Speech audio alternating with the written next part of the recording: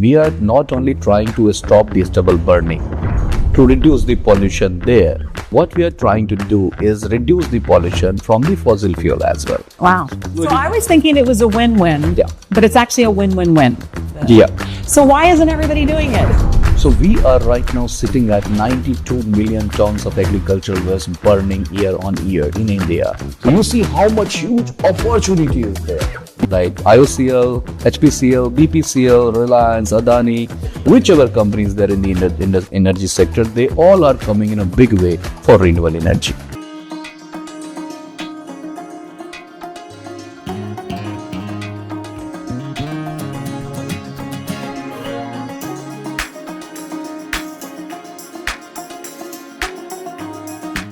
Yes, today we are talking about a subject that is on most people's minds, especially in this season when should be the beautiful Indian winter, but is now often blighted by pollution. Yes, we know it is a multi-headed monster of a problem that does not have a one-size-fits-all solution. But that doesn't mean we shouldn't try and do something about it, right? Well, that is what Kumar Neelendu is doing with his social enterprise, FarmWatt, trying to tackle the problem of burning fields, or specifically trying to convince farmers to stop burning their paddy stubble. Kumar Neelendu, you are the founder and CEO of FarmWatt. You are also a Krishi Bhushan awardee, and that is the national award given to people doing excellence in sustainable agriculture.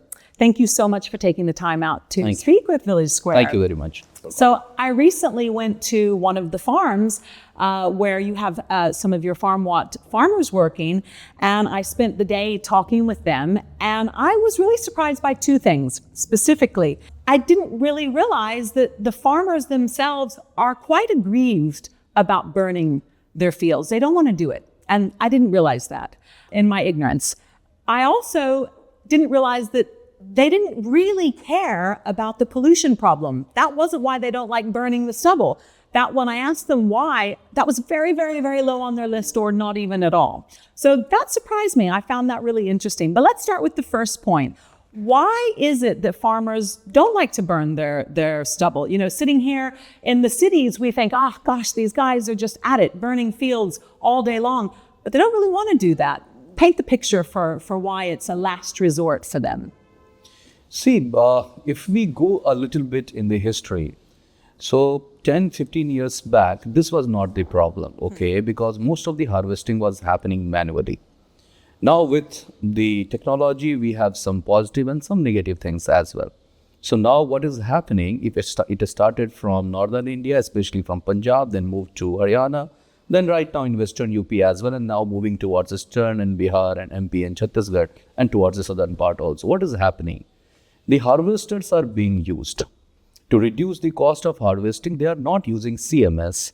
And due to that, there is the paddy straw left in the ground. So what is CMS? Oh, this is a double blade cutter basically, so that cuts from the root. Okay. So they are not using it, and that's why this paddy straw is available all across northern India. Now, in this season, after the harvesting, farmers hardly has around 10-15 days to go for the another crop, okay? Because, the season is, limited. This winter is only for 3 months, yeah? So everything, it has to be done in this from October to December only. So what they do, the last resort obviously is a matchstick, okay? But there is limited time period, and the collection mechanism is not so frequently and easily available in India. Now it is happening step by step, okay? Collection of the stubble. Yeah. So but it started from Punjab because this became a very big problem. Everybody was, there was no other solution, they'd burn it. And we realized that since it is burning, there is an energy content in this one. So we understood that, why not to use this to convert into energy? Okay. And so there was a number of challenges for that one also. We are still importing all the collection machines. Mostly all the balers and all are coming from Europe. So it's a very high cost machine. We have limited number of, we don't have in fact anyone manufacturing balers in India. So these are the challenges that we are facing. But yes, so slowly and steadily it will be reduced. Unfortunately, we still have around 92 million tons of agricultural waste burning all across India. But if you go to Bihar, if you go to West Bengal or eastern part of India, or even far away in Rajasthan, we will see that wherever manual harvesting is happening, people are not burning it. It goes for some other cattle feed or something like that. They are using it, but the burning is not there. But what struck me as interesting is the reason they don't want to burn it is because if you burn it, you're just completely degrading the quality of your soil. Yeah. And then you have to rely on fertilizer in order to make anything grow. Yeah. So it's not just, we want our products our produce to taste better. It's actually, we want to have produce in the first place, and we don't want the cost to be so high with the fertilizers. That's why there's a reluctance, right? To burn it. So if they burn it, so all kind of microbes available in the ground, in the field, is also burning, and you need more and more fertilizer to get the equal percentage of yield that you were getting from the previous one. So that's another challenge they face. So that's why farmers are getting educated, informed more and more day by day. So they also don't want to do it. That is the last resort, but due to time constraint, they had to. And it's really, though, also, I understand, a problem mostly with smallholder farmers, which of course make up the majority of farmers in India, but it's really the people who have only an acre or less of land, or a few acres or less of land. They're the ones that have to do this fast turnover. The bigger farmers have more money for capital, more money to buy the machinery. Is that right? So it is not all the time same thing, because in northern part of India, especially Punjab or Haryana, Western UP, so the farmers has big land parcel. Mm-hmm. If we go towards eastern part and to Chhattisgarh and even in MP, the land parcel becomes started decreasing actually. So that is another challenge. Obviously, that is one of the challenge, but at the same point of time, aggregation is something an additional burden to the farmers. Mm-hmm. So farmers by themselves don't do it, but agri-entrepreneurs, we are in fact trying to support the agri-entrepreneurs, local population, whoever is trying to do some business in farming, and this is seasonal business. They only have to work for 30-40 days and they can earn lakhs of rupees by just collecting the agricultural waste and supplying it to us. Okay, this is a business opportunity for them. So if we have some agricultural entrepreneur in that area, or we have our own machine or some farmer producer organization, so then area, whether it is small or big, 30-40 kilometers area that we have our own farm Urja Kendra, we collect in the radius of 30-40 kilometers. So whether it's a small or big farm hardly matters to us. If people, but it matters to them. Like it's whether it's a make or break, isn't it? Yeah. So the challenge comes where there is no machine, there is no awareness, and there is no consumption of the agricultural waste. There it is the challenge for farmers that they don't find anything else and they burn it. So now talk me through the process. What is this solution that FarmWatt has, and how does it work? Give us the ABCD EFG of this. So it started a very interesting thing, Lyndee, that it started 10 years back. And I was not the renewable energy guy earlier, okay? So I was into finance and technology. And I met one Mr. Gregory Copernicus. He is my guru in this sector. He is from London, UK. And I met him in a farm in India, okay? Okay. And we discussed about a couple of things. And he told me that, this stubble burning problem can be resolved if we convert it into energy. And that impressed me a lot. And, we discussed. So he went back to London and he was doing distant education to me. He was calling me up on WhatsApp. Okay, in the night, my night is a little bit early time. And he taught me lots of things. And then we started talking to all the Indian government, like sugar, cooperative sugar mills and all, then private sugar mills, then, the PEDA, the Punjab Energy Development Authority, HAREDA, and all kind of authorities that this can be resolved. And during that time only, government was also coming up with some policy. Into 2018, they came up with Satat plan, through which India has to build around 5,000 plants by 2030 now. And 5,000 plants of what? based on agricultural waste or biogas plants. Okay, so it was a real set agenda to try and to start Yeah. this sector. Yeah. Okay. So, but we faced a challenge that point of time that, see, with money you can build a plant. With money you can buy technology. But one side there is a stubble burning, another side we have institutes who are looking for the agricultural waste.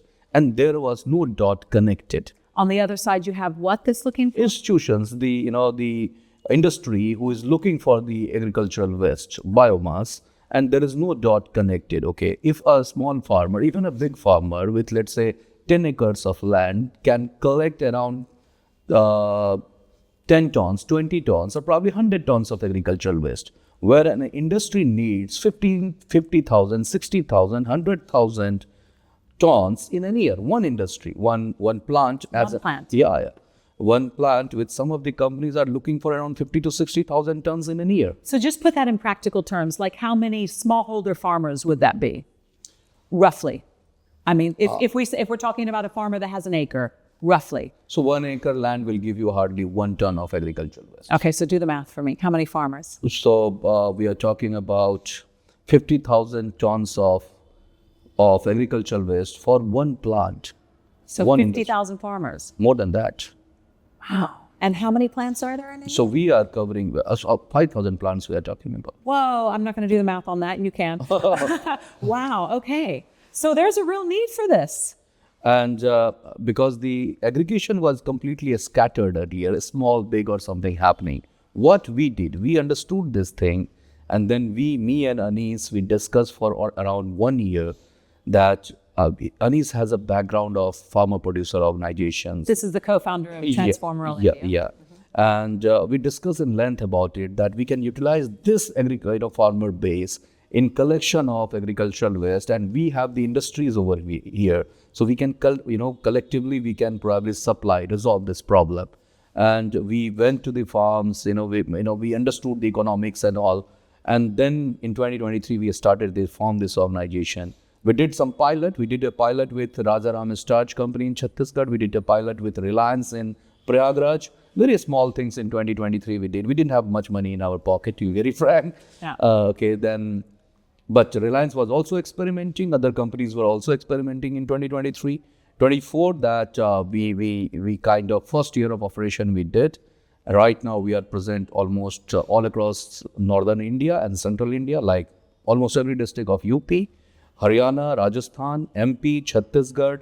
Our operations are in Gujarat and Andhra Pradesh as well. Okay, so slowly, but the industry is growing so rapidly. You understand that 5,000 plants by 2030, and we have hardly 200 plants up and running right now. Gosh. So this kind of opportunity is there, and every big company, which is in the energy sector right now, like IOCL, HPCL, BPCL, Reliance, Adani, whichever companies there in the energy sector, they all are coming in a big way for renewable energy. So for those who don't know, let's go back a little bit. I want to get nerdy, but for those listening who don't really understand the energy sector very well, just give me a layman's definition of biofuel, biogas, and how it's different to what we are also familiar with, which is the coal plants. So let's just break that down really quickly so that we make sure everybody listening is on board with how amazing, how this is a solution. So we know what natural gas is because it's in our car. Yeah. We use it in our cars. So and that is something that is naturally found in the earth. But this is using stubble and turning it into natural CNG. gas. Yeah. So just give us an idiot's guide to how that works and how it's different to the massive polluting plants of coal and other. The best part about our work is what we are doing. We are not only trying to stop the stubble burning, to reduce the pollution there. At the same point of time, what we are trying to do is reduce the pollution from the fossil fuel as well. This is the entire work we are trying to do.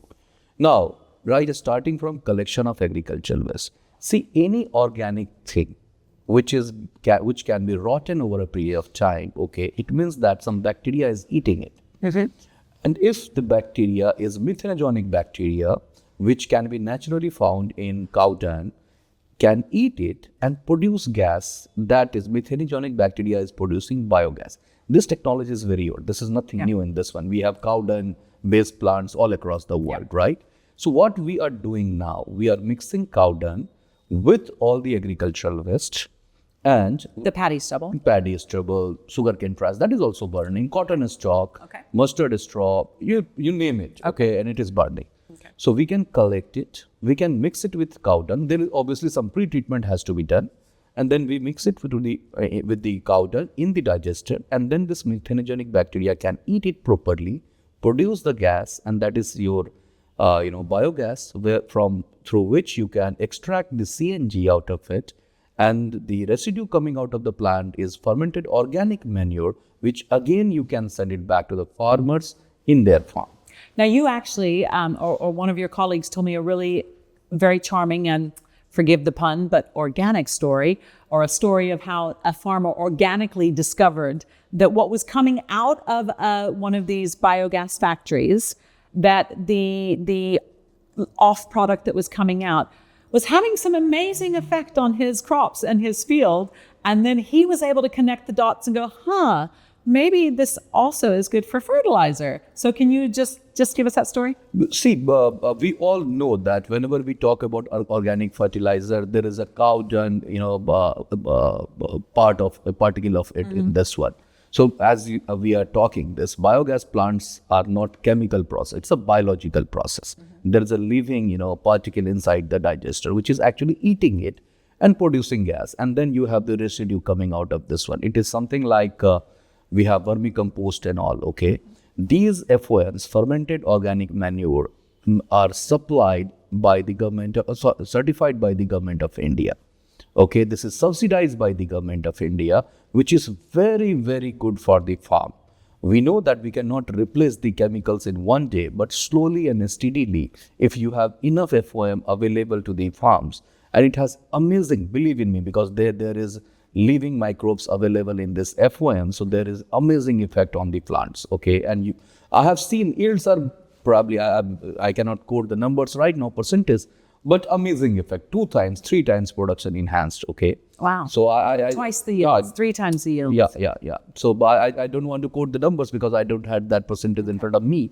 But I got to know from the farmers that liquid FOM, that is LFOM, and even now we are coming with PROM, that is phosphorus-rich FOM. These have ultimate effects on the plant and organically. Completely organic, Completely. chemical-free. Chemical-free. Yeah. So slowly, slowly. So I was thinking it was a win-win, Yeah. but it's actually a win-win-win. So it's the first win is you're not burning the farmers aren't burning their stubble. The second win is you're getting fuel for the natural biogas or biogas plants, which is a cleaner, sustainable energy source. And then thirdly, you're also getting this wonderful byproduct, which is the fertilizer, which is organic, which the farmers can use to enrich their crops, which are already getting a little boost of enrichment because they're not burning away. Yeah. So why isn't everybody doing it? So I am expecting that see, India has the maximum, area by area. We have the biggest area of cultivatable land right now. So in next 10 years, I see that you will see the impact that is coming through the organic way to India, because we have massive quantity of FOM coming from the plants, okay, where we are subsidized, where we are giving to the farmers, okay, in the local area, obviously 30, 40, 50 kilometer radius, we are supplying that one, and farmers are, now realizing the benefit of that. You see, this one is that they are not burning it, so microbes are there in the field. Second, that they don't have the pollution problem. See, we are putting up in Delhi. Anyways, even passively smoking, we are doing 30, 40 cigarettes per day.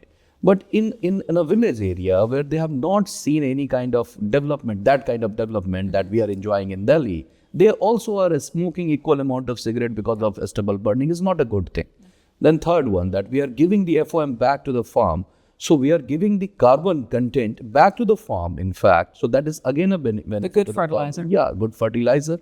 And slowly they will understand this thing, that they will reduce the, chemical use, and, we will have the mostly natural farming all across India. I see that's a benefit. And obviously then BioCNG is there, which is government mandate now. Last year it was 1% blending in the CNG supply that you have in your car.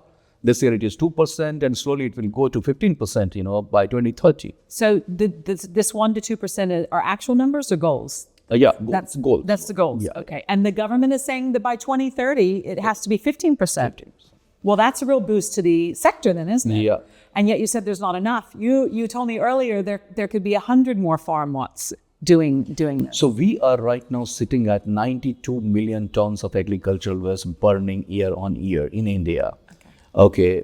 Even if we do our best, my target is that in next 3 years, by 27, 28 end, we will be reaching up to around 1 million tons of saving the paddle burn, this rice straw or, agricultural waste burning.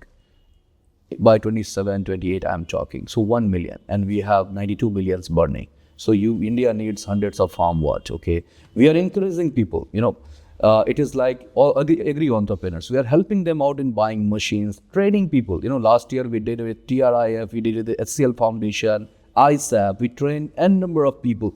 The numbers are there on fingertips. 55 in Sitapur, 350 in Badhaj, then different areas of UP, MP, and all. What we are doing over there, we are calling local guys, come learn how to use these machines, to develop the entire ecosystem. Okay? Right. Because right now you could go to an area, work with an FPO, a farmer producer organization, and say, hey, why don't we'll convince 5 of your 50 farmers to do this. But they don't have the skills. So you will go in and you'll give them the whole capacity building and supply chain. And how will they get the machinery? Oh, so the best part is that being a private limited company, okay, we don't get the subsidies from Government of India on buying the machines. Okay. So we encourage FPOs, we encourage agri entrepreneurs to buy these machines because there are a number of subsidies from central and state governments for them. I see. And we then give them the work, okay? So we give them the purchase order that you collect it, you give it to me. I will store it, and they need instant money. Any of the local entrepreneur or farmer, they need instant money. So they collect, they give it to me, and I pay them instantly. So through their FPO, they can apply for funding to buy a baler, a big piece of equipment, buy a baler, team up with you, you'll give them the training and how to do that, and the market supply chain, you'll buy it from them. And then on top of it, they get some of that fertilizer? Yeah. Okay. So it is like a complete ecosystem, supply chain that we are working. So in our Farm Urja Kendra, the local center over there, what all things we do? We collect the agricultural waste from them. We pay them instantly. We provide them, we have an app available. We provide them local soil testing report as well if somebody wants. We provide them local report, weather report also if somebody wants, okay, through that app. And if somebody wants to buy the FOM from us, okay, testing and anything, they can collect it from us. And we sell it in bulk also. It's a very nominal price, subsidized by the Government of India, okay. They can use it in their farm, they can test it, they can see. And we, in fact, in our area, in where we have this Farm Urja Kendra, so in certain area, we also do a little bit of farming where we are using FOM to showcase them that the yield is increasing, you can use it. So these kind of stuffs we do to promote all these things in the rural area, in that area. So again, why aren't more people doing it? Slowly people will do it. One day, so India is a big country, okay? So everything cannot happen in one day only. It's just a very tough thing. So yeah, but the kind of numbers, the kind of targets and goals we have, I see that lots of change is going to happen very soon, year on year. Well, when you go out into rural India, you do see that there is still, we can smell it, we can see it. We know that the field burning is still going on. And yet there are very heavy fines. The farmers I talked to said, man, we're not going to do that. There's heavy fines. And yet 3 fields over, you could see that person took the chance. Why is that still happening? So, see, there is no camera in the field, basically. So you cannot identify who has burned the waste over there. But unfortunately, I said the window is so small, okay, that if you are not able to collect it within that window, they will burn it. At the same point of time, unfortunately, we don't have that number of plants up and running right now. So I said that we have only 200 plants right now in India up and running, and we are targeting around 5,000 plants by the 2030. So it will take a little bit more time. I tell you one very interesting story. Where we are sitting right now, 25 years back, Germany was sitting at the same situation. Burning their Yeah, stubble. so everything was the same situation. And currently, a country like Germany, which is very small in comparison,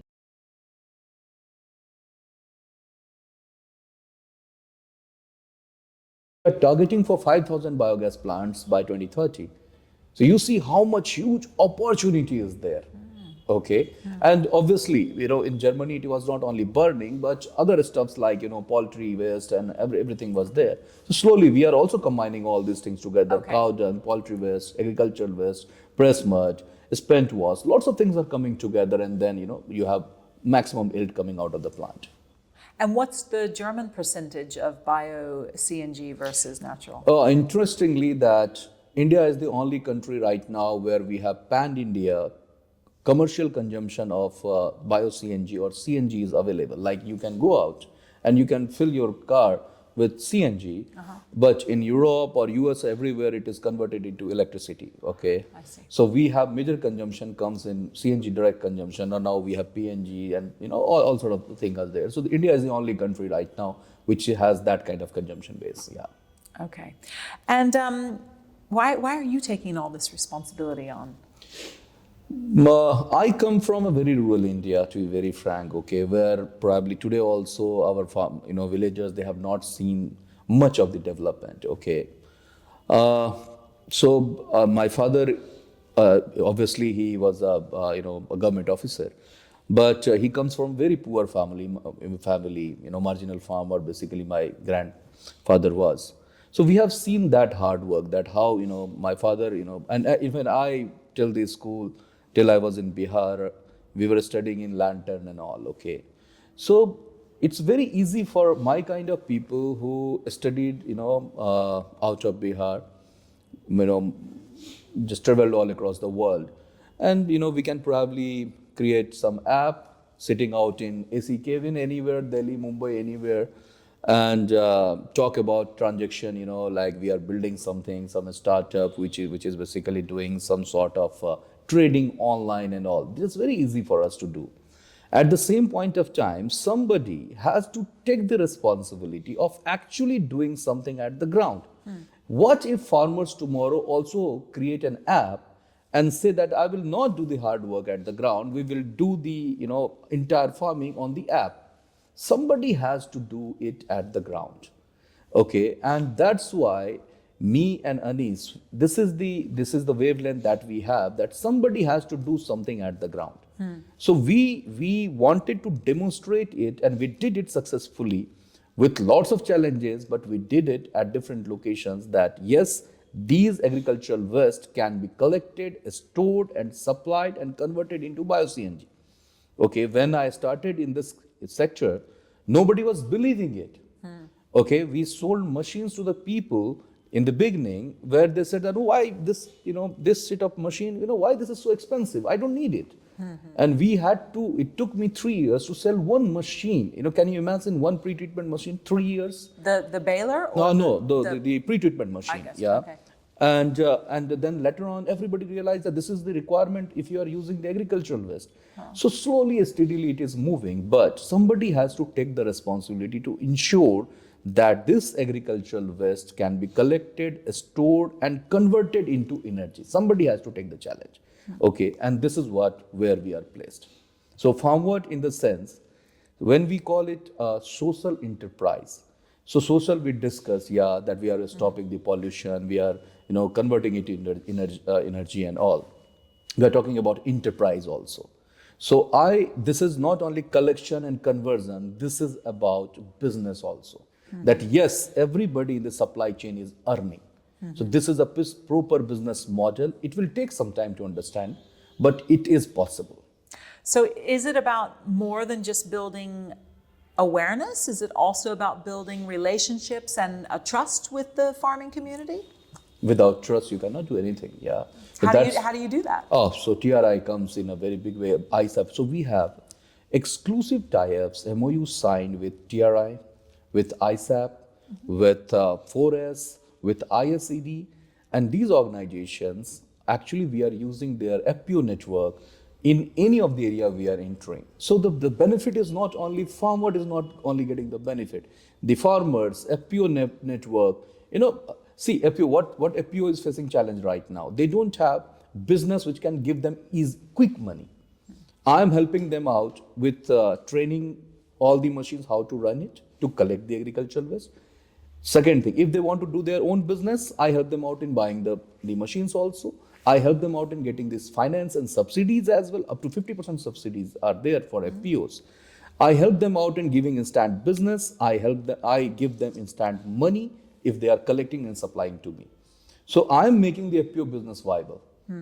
Okay, by giving them work, which and some of the FPOs with us have earned, probably they have not earned in last 3-4 years, in just 30 days. Really? Yeah.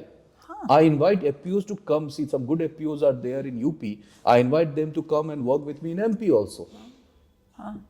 So what do you need? What do you need now to expand? Okay.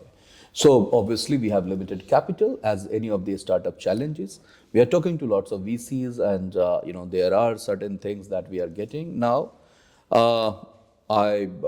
are into policy advocacy group of couple of associations as well, where we don't have in India, we don't have the subsidies. Whatever machines we buy, we don't get the subsidy, so we have to buy at a very high cost. And this is what we request Indian government and policymakers also, that make us also eligible as an aggregator to get the subsidies. Interestingly, if you want to build a biogas plant, you need to get some approval from, let's say in UP you are building a biogas plant, you need an approval from UP NEDA. And in that approval, you have to ensure that you have some aggregator like FarmWatt collect, assuring you the agricultural waste over there. Okay.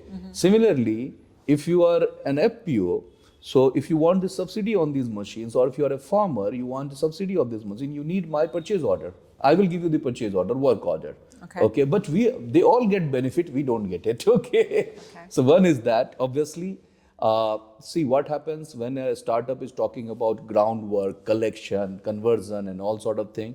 So the green funds that is coming to India should look at this, sphere also, because all the green funds are mostly going into app and other stuffs. We also have app, but app is basically supporting us to do the business.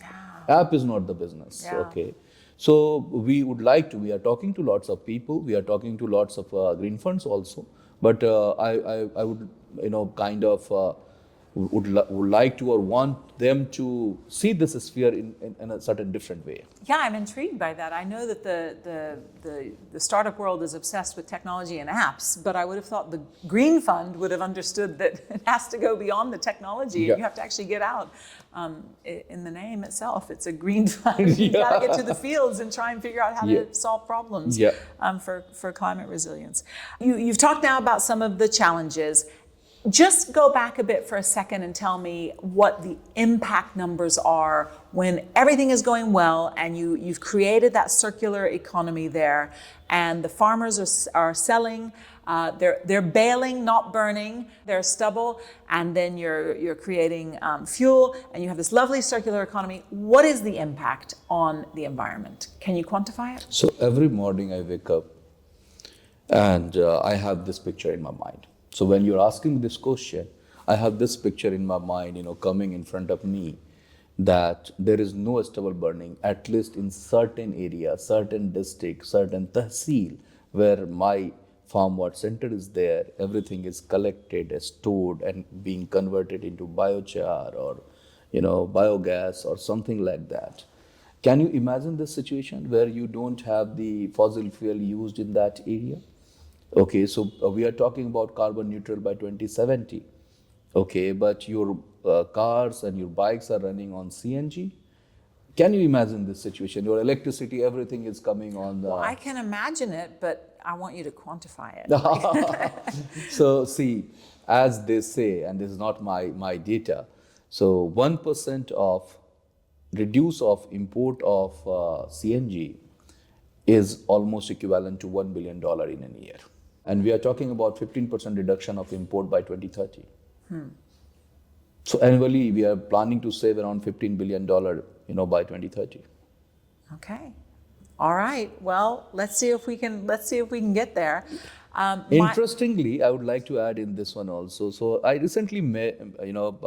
So we have signed lots of MOUs, long-term MOUs, like 5 years, 15 years of supply of agricultural residue.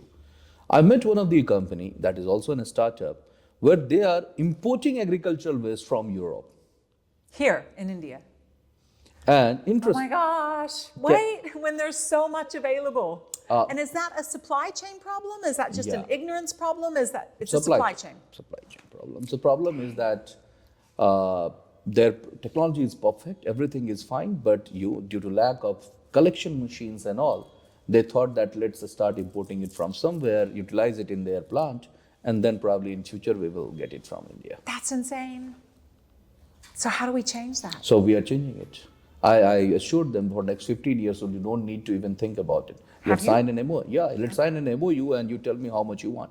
They don't want much of the quantity, but whatever the quantity they want, I said that whatever you will tell me for next 15 years, my company will provide you. Fabulous. Oh my gosh. I mean, that's crazy. And not to mention all the added environmental costs of trying to ship something across seas and from Europe. That's insane. Okay, well done. I'm glad that you're doing what you're doing, and thank you so much for giving me the details and a little bit of the idiot's guide too to some of the biology. I have a small contribution to make to it. What I can do is say that when I was out there and I was seeing these stubble, I've got some lovely scabs from being in the field and getting cut up by, because it's really, really, really hard, dry stubble, and getting cut up by that. And I know that it is an effort to do the baling. And I realize that over there somebody's burning, and here we're baling it. So now my contribution is a little slogan for you: don't burn it, bale it. There. And if you can just get that message out to farmers across the FPO networks and across India, and let them know that there's money in it for them, I think we can really change the tide. Yeah. It won't completely solve the pollution problem because it is multifaceted, but oh my goodness, for at least a few months of the year, it would be, we wouldn't have the deluge, and that would be. True. I have the same vision that you do too, that we will look out of our window and be able to enjoy the Indian winter as we used to. And for next generation and all, see, when we were kid, we didn't know this kind of things happens. Yeah. We probably in some newspaper, I read somewhere that 100 years or 90 years back, there was one day in London, it was completely black. And then they changed everything. Now we are sitting in Delhi, we can think about it, but think of a situation, I travel a lot all across India. In rural India also, people ignorantly, they are burning it, not knowing the side effect on their kids. And we had to, we don't only just do the business. So we do lots of ground level work, awareness campaign. So whether you met last time. So she is heading that awareness campaign all across India, and they are traveling to the schools, colleges, the students and all, that please, wherever you see, just request the farmers, please not to burn it. This is for future. They think that tomorrow today we are burning, tomorrow will not burn. But the kids, they are smoking that same equal amount of cigarette that we are smoking in Delhi indirectly. It's a big challenge for youths. Okay, so we have to stop it by anyhow. See, my aim is very simple. I really don't know what is going to happen tomorrow. But if I can stop burning even a kg or so, 100 grams of agricultural waste, I will do it. And this is what we have promised to ourselves, that let's do it up to whatever level we can do. Yeah. And as you say, it's an opportunity. There's growth and a business opportunity to be had too. Yeah, huge. Yeah. Kumarji, thank you so much for the time. Thank you for this. Thanks for watching. I hope that you share this with everybody. Let's get the message out. Don't burn it, bale it, and please follow us for more content on rural India. Thanks for watching Village Square. Thank you. Thanks a lot.